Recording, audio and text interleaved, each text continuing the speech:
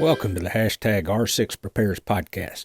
I'm Bill Bischoff, FEMA Region 6 Community Preparedness Officer, and we're going to be talking about community preparedness matters that affect Region 6 states and tribal nations, Arkansas, Louisiana, Oklahoma, New Mexico, Texas, and the tribal nations therein.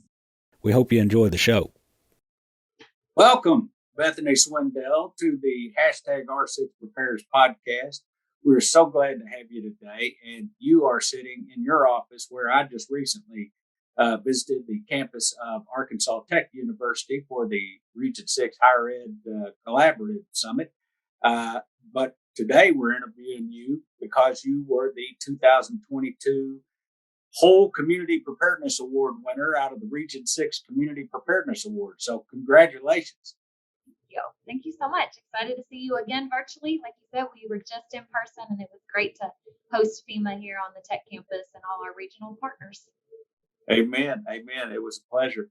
So if you don't mind, let's just dive right into it. Now, we have already, for those who are seeing you for the first time, you can see her as well at the hashtag R6 Prepares Twitter account, or just go to that hashtag, hashtag R6 Prepares, and you will see our regional administrator, Tony Robinson, shaking her hand as she receives the award at the Arkansas Emergency Management Association conference, which was just a few weeks back as well. If you don't mind, talk to us about how you came to get this award. I know it involves CERT, and I had it not been for the National CERT conference where I was in Galveston, Texas, I'd have been there at the Arkansas Emergency Management conference to see you get that award. So anyway. Well, and saying I wouldn't have been for the Arkansas conference, I would have been at the CERT conference. So they just happened to be booked at the same time. But really excited to win the award or be granted the award. I don't know if I won because we're just doing it for our community. And so it's not me, it's everyone that was involved. It was a lot of partners here on campus and our community that came together to be able to pull this crazy idea that I had off. So in the past, we've done youth preparedness camps on the Tech campus, and they've been overnight in residence. And with COVID, we weren't allowed to do the camps for 1 year. And then the next summer, they were extremely limited in what we were allowed to do. And I didn't want to lose any of the traction that we were gaining with our youth preparedness and our CERT program. And so I knew that they had put the CERT program virtually online, that you could take the training, but we had never had a skills checkoff.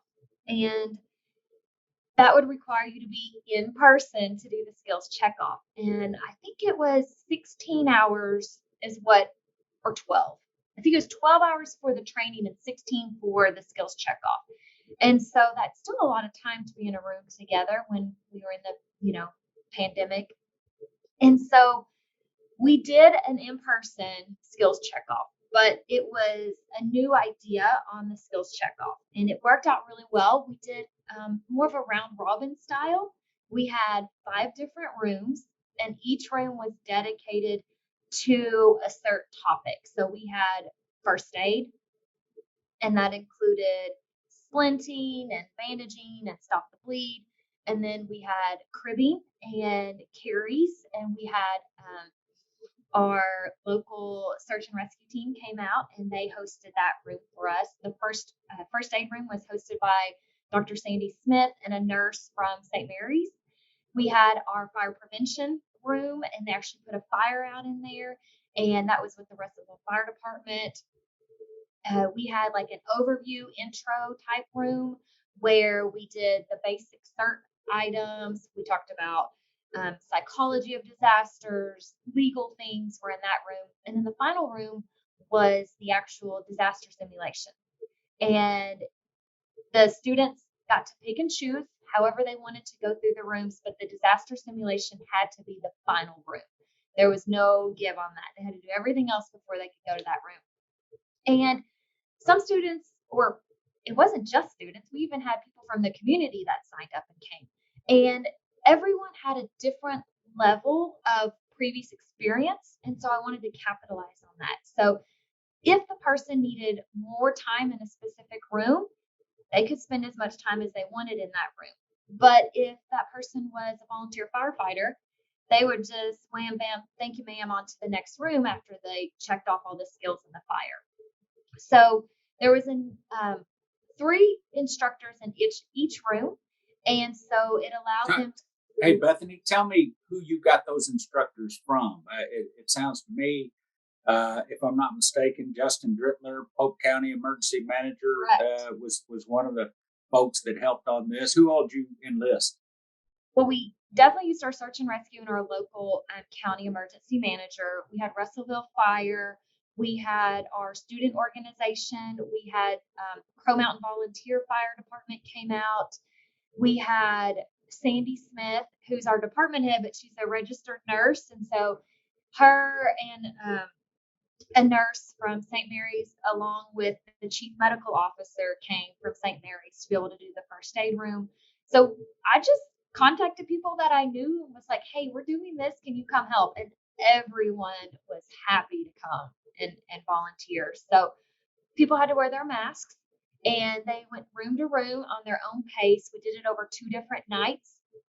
And so most students were able to demonstrate their skills and get them checked off by a person that actually does that in the field day to day within 4 hours. So it really sped the process up because, like I said, some people could do a skill very quickly and move on, whereas some people, it took them a little longer to go through the skills.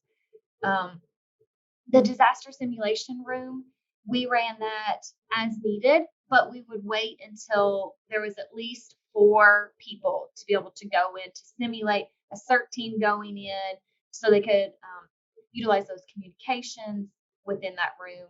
Everything that they should have learned and already checked off, they were able to do in that room at the end, and they went in as a team. So it helped limit contact that we had with each other just because we weren't in the traditional classroom.